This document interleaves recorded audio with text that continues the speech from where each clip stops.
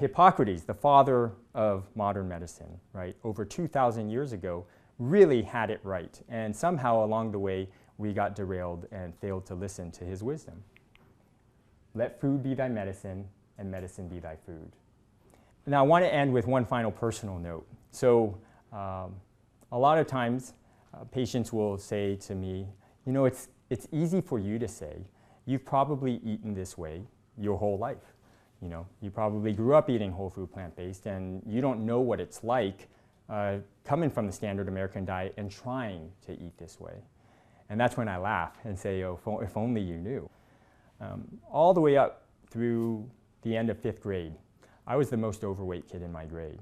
I remember it like it was yesterday, being in gym and PE and waiting until everyone in the locker room had finished changing before I changed, because I didn't want them to see me without my shirt on.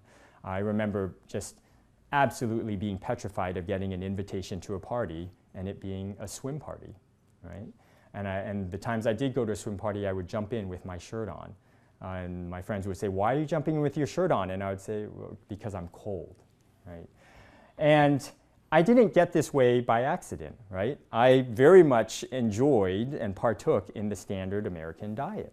So I remember being back in Singapore where my parents grew up one summer, and my mission was to go to every restaurant that had banana splits and basically get one at each meal and compare and decide which one was the best. And so, you know, eventually my diet improved slightly, but I will say that along the way I have had missteps. So, you know, in the 80s there was the whole fat-free craze. And in the fat-free paradigm, you could eat as much food as you want as long as it was fat-free.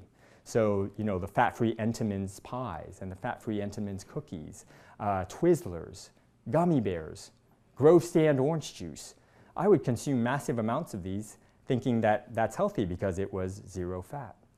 And then I'm embarrassed to say, but during residency, I went through the paleo phase, okay, where you could eat as much meat as you want, as long as you're avoiding carbs. And so I'm really proud. I was really proud at the time, but I knew about In-N-Out, and their off-menu item is the protein-style burger, right? It's their burger patties wrapped in lettuce instead of buns to avoid the carbohydrates. And I remember once going to In-N-Out, and I got not one, but 2 double patty protein-style burgers, all right? And yeah, so I went through the paleo diet for a couple of years.